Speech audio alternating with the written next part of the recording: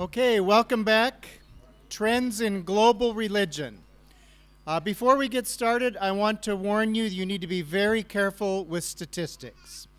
Okay, there was a mother in Sweden who was pregnant with her fourth child. That's pretty amazing in Sweden. And the daughter, one of the daughters, came up to her father and said, "Hey, I know what the baby's going to be this time." And he said, what is the baby going to be? And she said, "The baby is going to be Chinese." And the father said, "Why do you think the baby's going to be Chinese?"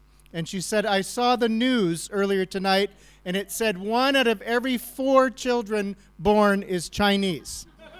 So statistics are very dangerous. Be careful. Okay. This is the Baha'i temple. I don't know how many of you know the Baha'i religion. It started in Iran in the mid-19th century. They're in more countries than any other religion in the world except for Christianity.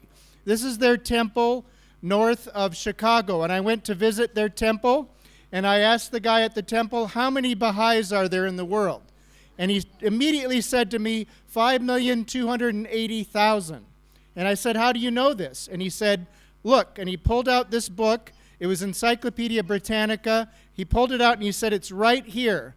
And then I looked at below the table and it said Todd M. Johnson right below the table. Because that was a number that I had worked on with many other people trying to figure out how many Baha'is there are in the world. So now we're counting religions around the world. I produced a book a few years ago, The World's Religions in Figures. Let me tell you, if you're having trouble sleeping at night, buy this book, put it by your bed, and just read all of the boring details about method, how this is all done. It will amaze you. You'll sleep better than you ever have in your life. Okay, but first, let's look at some of the trends, okay? Remember, we saw that amazing trend within Christianity, a huge shift. So here's religion now, and if you studied this for a while, you'd see there are 2 big trends. The first thing is the growth of Islam from only 12% back in 1910 to about 23% in 2010. The other thing you'd see is the decrease in Chinese folk religion from about 23% or 22% down to just 6%. Why did these things happen? Okay, first thing, there's high birth rates among Muslims, and this is true to this day. Muslim families, on average, have more children and therefore tend to grow faster as a percentage of the population.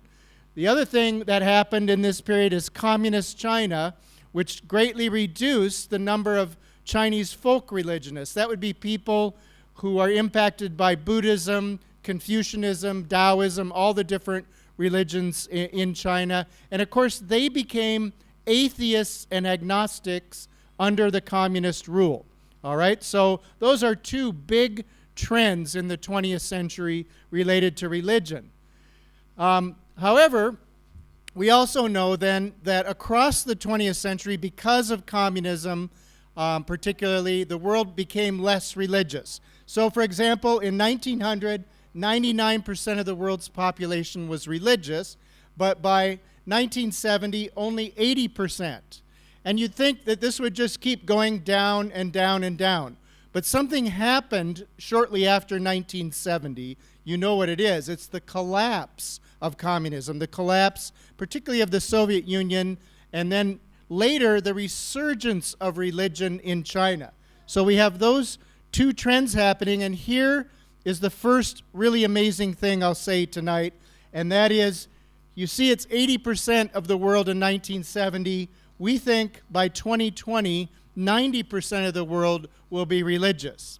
So especially if you live in the Western world, people tell you, oh yeah, we're getting more and more secular, less people are religious, but globally, every day is a more religious day than the day before. So that means you're involved in mission and adventures. This is going to be among religious people, as far as the world's population goes. That's probably a little bit surprising. Another thing that's happening, of course, we're here in Asia. Asia is the most religiously diverse place in the world. And you can see on this map Green is Islam. Pink is Hindu. Orange is Buddhist. And then we have the non-religious up in China, shamanism up in Mongolia, and then down in the Philippines and Papua New Guinea, Irian Jaya, we have Christians who are blue. Look at all of that variety there. Okay, I was in Singapore. Tricia and I were in Singapore just a couple of weeks ago, and I read an article in the Singapore Straits Times which said that a survey showed that 9 out of 10 Singaporeans were comfortable living and working with people in other religions.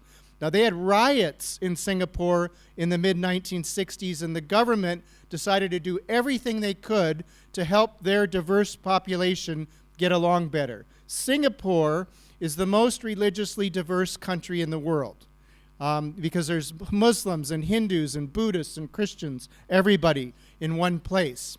Okay, we'll come back to that a little bit later. All right, one of the things that's making the world more diverse is the movement of peoples around the world, migration. So we have Christians who are on the move, but we also have Muslims and Buddhists and Sikhs and Hindus and all sorts of other religious communities that are moving into places that they've never been before. Now remember, I said that the world was about a third Christian, right? 33% Christian. If you're a missions-minded person, what you would hope for with that statistic is that every place in the world would be 33% Christian, right? So an ideal situation would be Somalia, 33% Christian. North Korea, 33% Christian. Saudi Arabia, 33% Christian. India, 33% Christian. The United States, 33% Christian. It's about 80.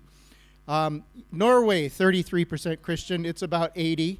You see, so actually the world that I think we would be more comfortable living in is one where Christians are spread out equally. Why would missions-minded people want Christians all to live in one place? That doesn't make sense. But that's the world we inherited in 1910. That's Christendom, where almost everybody lives together in one place, Europe, North America, and then you send out missionaries all across the world. Okay, when I came to Thailand in 1979, I had never met a Thai person nor a Buddhist. I traveled all the way here, Sean and I came all the way here, and we met our first Buddhists and our first Thai people. When I go home, we've been here a year, we're going back. When we go to Minneapolis, to Fridley, where Sean and I grew up, I will go to my mom's house, where I grew up, and I will look out of my bedroom window, and I will see a Thai Buddhist person out the window, because she's living right next door. She grew up in Bangkok. She's living right next door to my mother. That's the difference in the world that we live in, and if you are interested in mission, that is a spectacular development. It's a wonderful development. We want more contact, not less. So migration is contributing to our ability to have contact with people in other religions.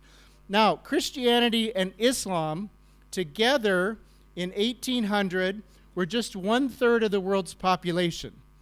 And now today, in the year 2000, 55%.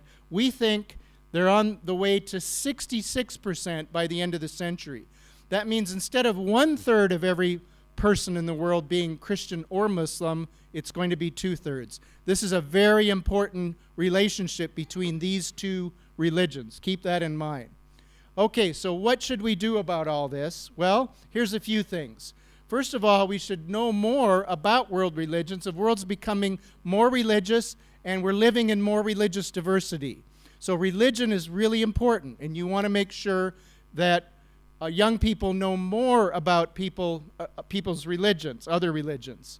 Okay? We also want to strengthen our own theological understanding of religion. That means we don't want young people to think that all religions are the same and they all lead to the same God. That is not true. So at the same time we want our young people to know more about Hinduism, we also want them to be better grounded in their own Christian faith. So those are two things together. Then we better get ready for a religiously diverse world. So let's empower young people, let's say, to interact in these religiously diverse communities. What did I say earlier? Singaporeans, 9 out of 10, comfortable living with people and working with people in other religions. Back where I grew up in the United States, 1 out of 10. You see, so the people in the U.S. have not really been used to being around people in other religions. And I'll tell you a story when we go into the mission section about that.